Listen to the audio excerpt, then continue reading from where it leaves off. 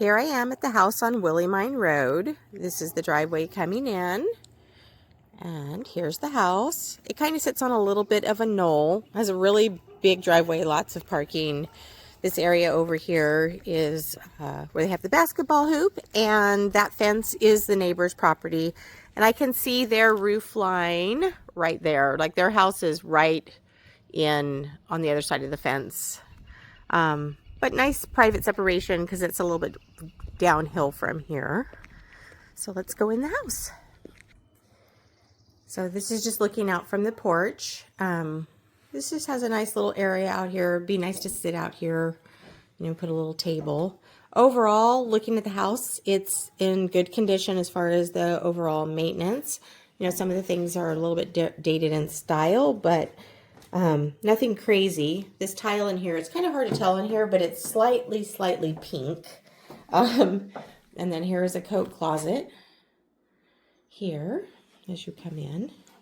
And I know you saw in the pictures too, but sometimes it's hard to tell space. So this is the foyer. I'd probably take the glass block out completely if I were you. Open that up. This does have a step down here.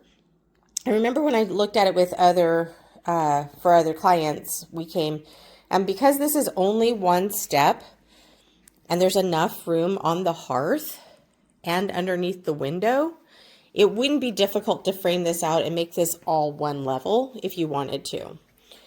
So here's the wood stove. This might be gas. It is gas or pellet. Hang on just a second. Let me see. Nope, it's a pellet stove. Because if it was a if it was a wood burning stove, it would have to have an 18-inch hearth out here. But because you don't open that door, this is probably fine. Pellet stoves tend to be an efficient form of heating. I was talking about this particular unit. It's interesting because you see the doors behind here. Those actually open from the other side so you can access components within here. But if you took out all of this oak framing here, it would be a nice place to put a standard TV. I think you could probably get a 55-inch TV in here. Or if you wanted to close it off completely and wall mount a TV here, that would be great. And then make the other side just another closet. So, same thing here. If you took out if you decided big picture that you wanted to make this floor all one level, this would be a massive space because you could take out this pony wall too. Maybe just this one and leave the other two. Leave that one and the one at the entry. Here's the kitchen. The kitchen isn't huge, but it has a lot of counter space. The cabinets are a solid oak and they don't have any type of design on them. So if you left them oak and you just changed the hinges and added handles, you could give them a whole new personality. But other than that, they're good solid cabinets too. So they would paint up also and could become honestly whatever style you wanted because they're so plain that you could add hardware and make it whatever look you were going for. Let me turn on the light. The counters are Corian. And the best thing about Corian is it can be repolished, and it's a pretty neutral kind of gray. They have a yellowy light bulb in here that kind of shifts the color on it when I'm looking at it, but on camera it's pretty accurate to what it probably would be with less yellow light bulbs. The temperature of the light bulb actually will make a big difference on what the color looks like in here. So kind of original, you know, appliances. This is the dining area. Nice wood-clad dual pane doors here. And then across from the dining area is this pantry. What's really cool about this, it's a ton of storage, but it actually opens up from the laundry room. So you park the car, you come in here, you have your laundry area, and then you can load things straight into the pantry from here, but you can take them out from the other side. And then they have an ironing board here, but this would be a great little home office area because you could close the door and just have this all set up the way that you would want it. Just a quick video of the inside of the garage. It has a sink in here, It's not finished as far as there's no insulation. The doors aren't insulated either. Wouldn't be hard to do if that's something you wanted, but it's a nice big space, and then there's a door on the far side going out. Just noticing that the windows are Anderson wood clad. You know, they put on the MLS that this was a custom built home. This is a Formica that's on here. It's pretty, but just so you know, it's a laminate countertop, but it does have a nice deep seat too. So what's really interesting about this house too is it has really, really wide hallways. Like this is almost, it's at least 4 feet wide. As I pointed out, this is the back side of the entertainment center in this closet right here. So if you walled that off, you would just have more storage. And then this is another linen closet as well. They have it as a coat closet, but you could put shelves in here too. And then this is the front bedroom. It's really good size for being a secondary bedroom. This is huge. And same thing, it's designed, you know, with the Anderson windows. And it looks out over the driveway here. And then here's the second bedroom. This one's a little bit smaller, probably close to 11 by 11 in size. It also has, they're slightly deeper than standard closets too. I noticed that in the first bedroom, the front bedroom. Here's the bathroom, same clean line solid oak cabinets with the Corian countertop. I don't see this finish on things very often. It's kind of a burnished gold. So that's a little bit unusual. And of course, those are the easiest things to change, but the brush gold is coming back in. So you could just simply change out this light if you wanted to. This light reads is very 80s to me. But that is a vented light in one over the top of the bathtub. And then this is the primary suite. So nice big space. Bathroom